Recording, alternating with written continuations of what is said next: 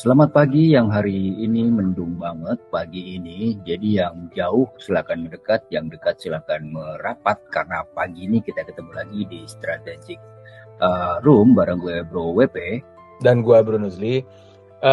Suasana Yes. syahdu ya, pagi-pagi masih kondisi mendung gitu kan. Tapi bukan Ya, berarti kita nggak bahas sesuatu yang lebih kompleks daripada kesederhanaan hari ini. Kita mau bahas apa nih, Bro? ya tentu dong karena akhir tahun ini adalah kita lagi beres-beres semuanya dan tahun yang betul-betul boleh dibilang tahun Desember ini adalah sebuah bulan kejujuran untuk kita nyiapin lagi tahun depan, dan yang akan kita bahas ini adalah salah satu bisa menjadi option strategi kita di tahun 2026, yaitu terkait dengan operational excellence. Karena orang masih sering menganggap bahwa operational excellence ini adalah urusan operasional, padahal ini kan salah satu fondasi dari performa sebuah perusahaan, bro. Betul. Nah, setuju nih. Kalau kita kadang-kadang bilang ya, ketika kita ngobrolin strategi gitu ya, strateginya udah oke gitu kan.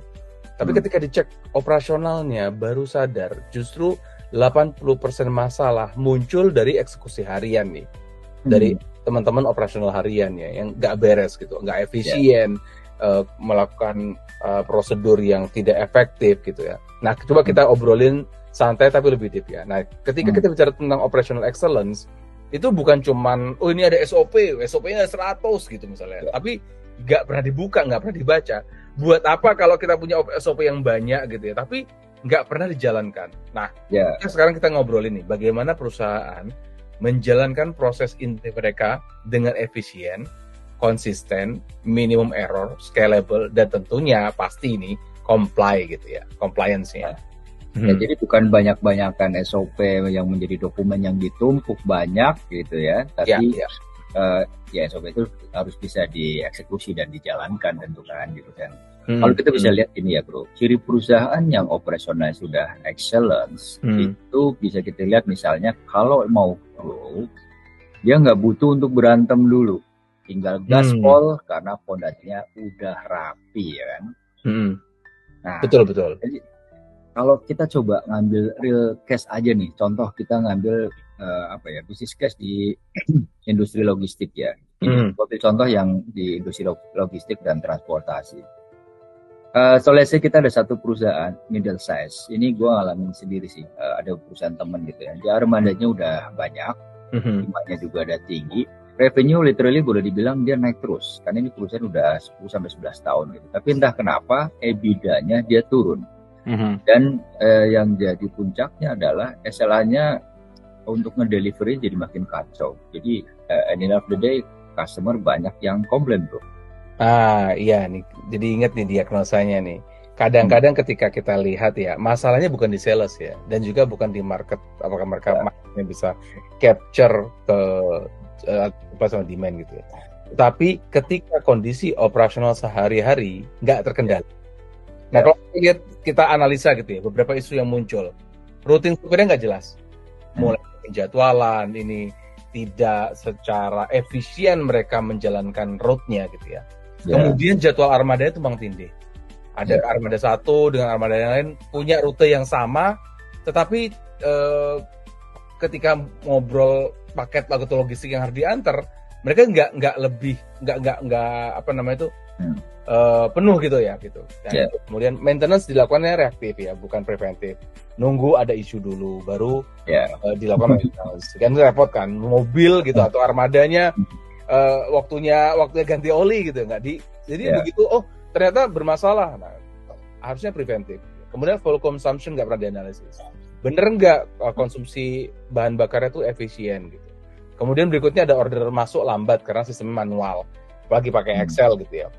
Kemudian dan yang paling pasti yang paling terakhir nih ya, warehouse-nya sering over capacity, nggak ada prediksi volume.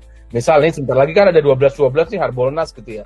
Nah, mereka mulai berpikir ketika ada over capacity terhadap perusahaan logistik, antara mereka besarin warehouse atau mereka perlu selebih efisien mungkin transaksi yang ada pertukaran paket gitu loh.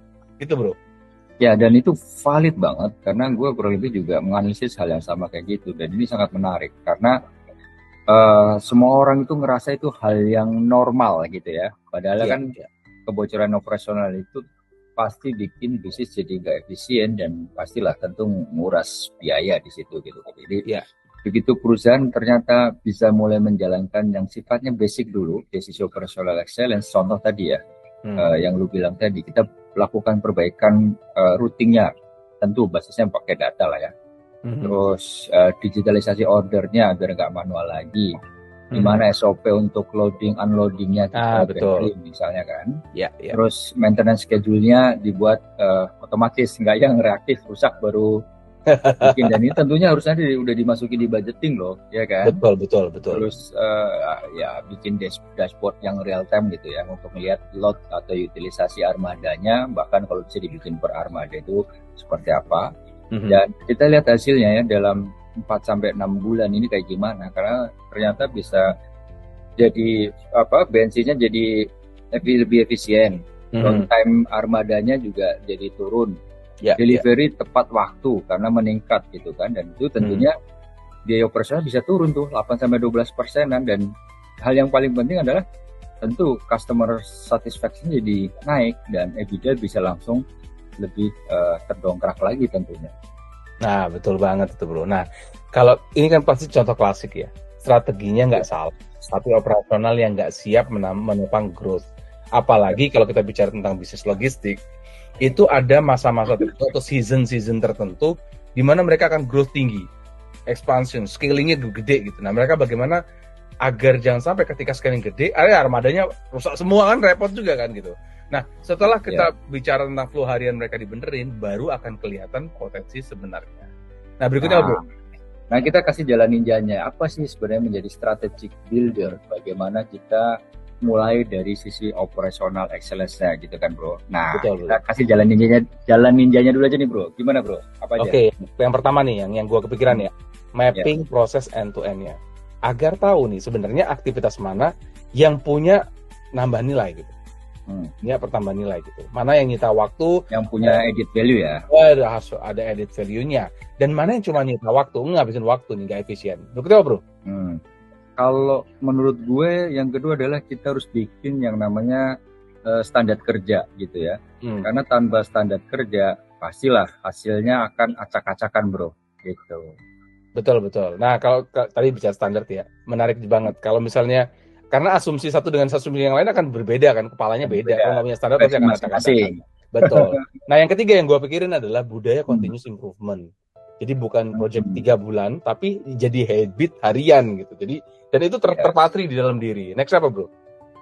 Ya, kalau menurut gue yang berikutnya adalah ini harus menjadi sebuah kebiasaan bahwa kalau kita ngambil keputusan yang sifatnya operasional terus pakai data ya.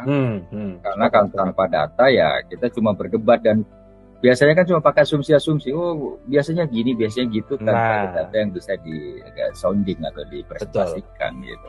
Betul. Ya, nah, yang kepikiran berikutnya mungkin kalau kita sudah mulai ngerapiin, jangan lupa ketika kita mau scale up atau scale out gitu ya, pakai sistem. Jadi bukan cuma kita punya satu orang yang akan melakukan, jadi bikin sistemnya gitu. Jangan sampai perusahaan itu berdiri di atas 1-2 orang Superman gitu. Ini bukan operasional, itu gambling. Kalau misalnya lu kemarin lihat ketika Cloudflare down gitu ya, Cloudflare down, itu gambar meme-nya itu di situ ada satu penopang gitu ya. Kalau itu hancur, itu yang di atasnya kayak AWS dan sebagainya roboh gitu ya. Itu jadi ketawa sendiri kalau ngeliat kayak gitu. Jadi jangan sampai dikuasai knowledge-nya tersebut itu atau misalnya expertise-nya itu di 1-2 orang aja gitu. Itu bukan operasional, bahaya banget gitu ya. Nah, kita tadi bicara tentang operational excellence gitu ya. Nah, intinya tanpa operasional yang kuat dan strategi secanggih apapun itu cuman ya di atas kertas, kelihatannya indah, kelihatannya bagus. Ketika dieksekusi, kok nggak efisien ya, EBITDA nurun, gitu bro? Ya, definitely. Karena kita harus mulai dari hal yang kecil, tapi konsisten. Jadi lama-lama kan operasional jadi engine yang solid buat organisasi gitu kan, buat perusahaan gitu bro. Setuju. Nah, kalau kalian ada ide yang mau dibahas di episode mendatang, feel free to comment di YouTube atau linkin kami.